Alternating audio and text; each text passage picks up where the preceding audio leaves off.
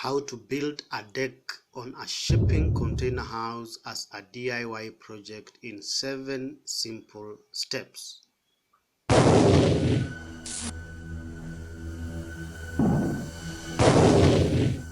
Building an outdoor deck is a quick and a perfect way to expand the living and the entertainment space in your shipping container home. In addition to improving the value of your home, a well-built deck can create a lasting focal point for your outdoor space. If you've been planning on building a deck or extending your existing deck, or even restoring an old deck to an existing house, then this video is for you.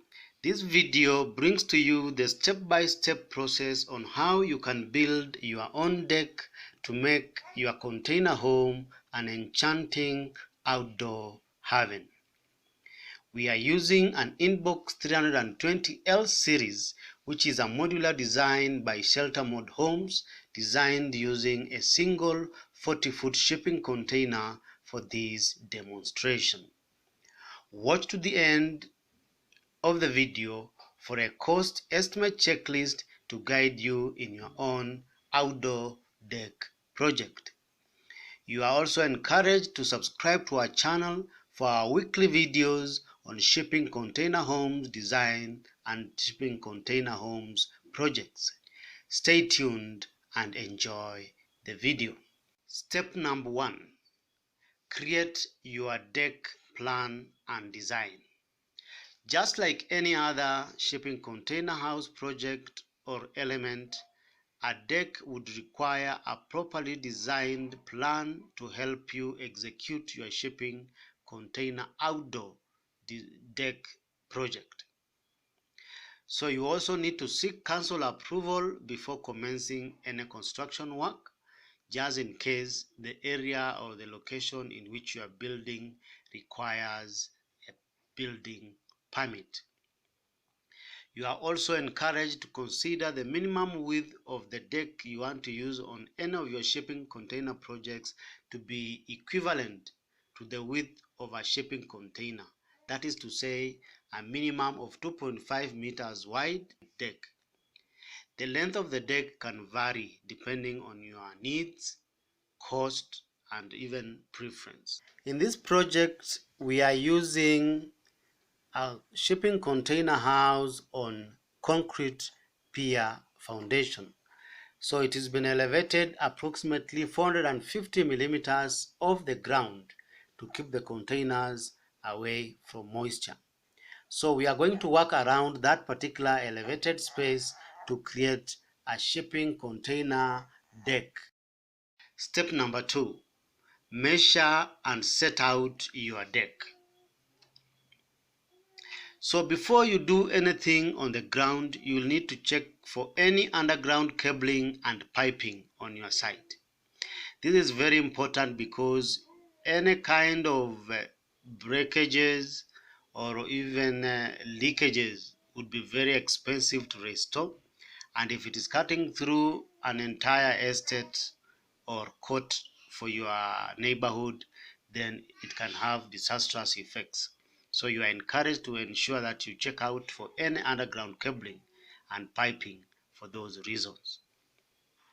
You then need to remove the topsoil around the area you want to construct your deck. You don't need to dig so deep. Just remove the topsoil so that any organic matter that can harbor termites or pests is removed from the area where you want to build your deck. You are then encouraged to spray the area with an anti-termite and anti-weed chemical in line with the health and environmental regulations in your country. You start getting the level of your deck from the container floor by installing supports next to the container. This is important because you have two options.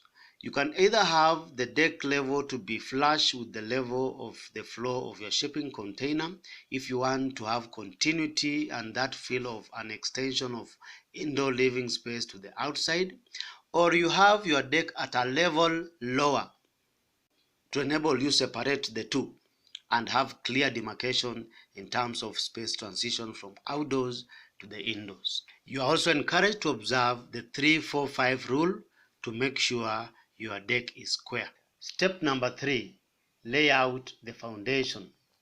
You are encouraged to recess the foundation holes or stumps at least a foot inwards to allow for the space to work around the decking project.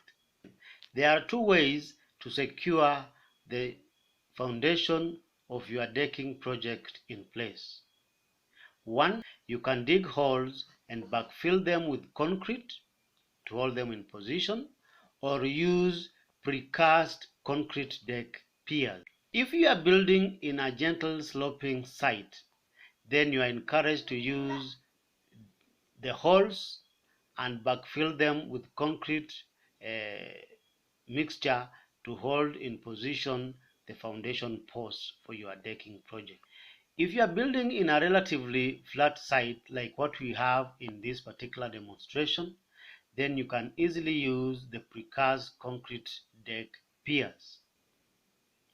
The precast concrete deck piers would be a better alternative because they don't require any excavation and they can simply be placed where needed. This is to say, if you are planning to relocate your deck to another site, or you are planning to move your shipping container to another site, then this will be the best layout foundation type to use. Step number 4, install the deck stumps and bearers. The deck stumps and bearers are also interchangeably referred to as posts and beams, respectively. So you are encouraged to start by getting the level of your deck from the container floor by installing supports next to the container. This is by welding some angle brackets 1.5 meters apart along the shipping container base where you want to create your shipping container deck so that they can hold the post anchors in place. The height of your deck will be determined by the cumulative height of the beams, the joists, and the deck boards used in your deck project. You are encouraged to place your post anchors at almost 1.5 meters apart for a rigid structure. Use a spirit level to ensure the post anchors are straight. You are also supposed to apply waterproof and anti-termite protection to the posts. After this, you can attach beams to the bearers to create the much needed support to receive the joists. Consider the sizes of the joists and the deck planks when setting out the height of the bearers to the deck. You are also encouraged to check the beam alignment to ensure they are lying flat. The bearers are bolted to the posts so that you are able to achieve a rigid structure.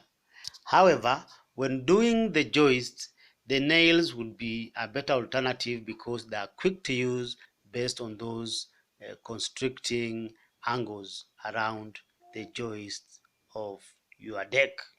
Step number 5, build the deck frame. With the stumps and the bearers in place, the next step is to build the deck frame. The deck frame is basically a series of joists that will support the decking boards. You are encouraged to attach the rim joist and angle brackets onto the bearers to hold the inner joist in place.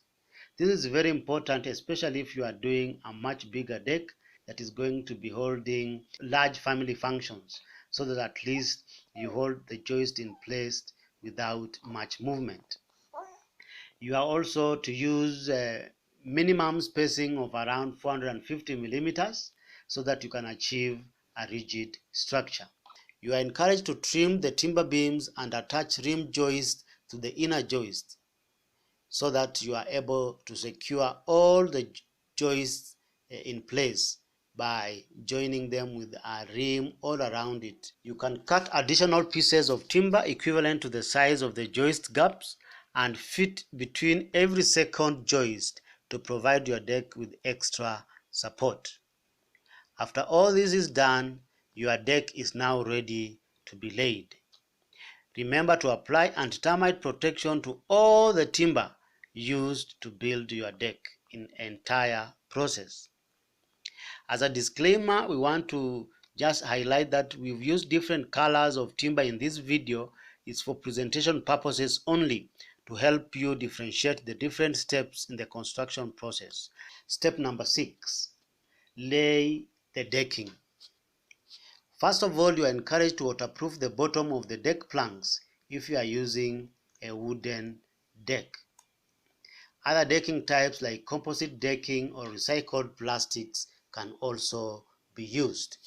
You are encouraged to leave some gaps in between the boards to prevent water from pooling on the deck during wet weather. They also allow your timber to expand without bending unnecessarily, especially in hot weather. You can use a camo fastener as a spacer between the boards. You are also encouraged to use hidden fastening system to ensure that there are no nails or screw holes on the face of the deck. Too much of this can be unsightly, and therefore good technique is required when you are screwing or when you are driving nails through your timber planks. You are encouraged to trim the deck in a straight line and apply the end caps to secure your deck and also to give it an aesthetic appeal. Because of the elevated position of the deck, you are encouraged to introduce some steps for easy access. So the remaining step, which is step number 7, is to add some charm and finishing to your deck project. So the first thing you'll need to do, especially to protect your deck from inclement weather, is to give it a protective cover. A corrugated steel roof is the most economic roof cover to use. So you are encouraged to elevate the additional corrugated roof above the containers to allow for airflow so that you can keep the containers cool in summer. You can explore other roof types depending on your preference. The next thing you need to do to add some charm to your deck area is to do a bit of landscaping. Yeah, you can add a bit of greenery, some trees, some flowers, and even some hard landscaping around your deck area to add a bit of aesthetic appeal. If you live in areas that experience high wind speeds, you are encouraged to use a windbreak on one of the sides of the deck so that you don't experience too much cross breeze on cold evenings. A trellis with climbers can also be used, like what you've done on this particular project, to add some interest to your deck space. You can explore some floor lights to mark the edges of your deck and also provide overhead lighting for safety to light up the space, especially at night. What do you feel about our shipping container deck project? Do you feel we've exhaustively covered all the procedures that you feel would give you a much easier position to execute a simple deck project like this on your own project? Do you have any questions? Feel free to ask by posting in the comments below. If you need further inspiration on shipping container homes, you are encouraged to check out our YouTube channel for more information. If you like the video, give it a thumbs up and feel free to share it. Remember to subscribe to our channel for our weekly videos on shipping container homes. Thank you for your time and see you in the next video.